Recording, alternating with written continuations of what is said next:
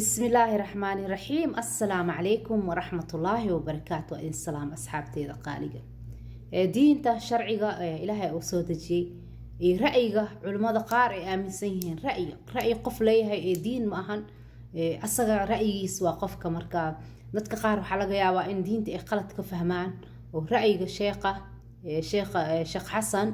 ra'yigiisa waay soo marka diinta shaqo kuma lahan inaad diinta horta aad baratid haddii waxaa jira mararka qaar dadka diintii iyo sheekh hebel ah dhahay kaliya ay u maleeyaan sheekhii hadalka afkiisa kasoo baxaa ama daaciyaasha in ay tahay diin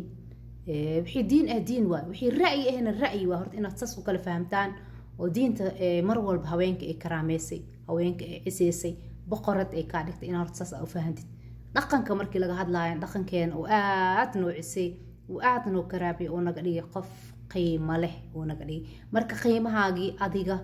ayaa ah qofka hooseysiin kara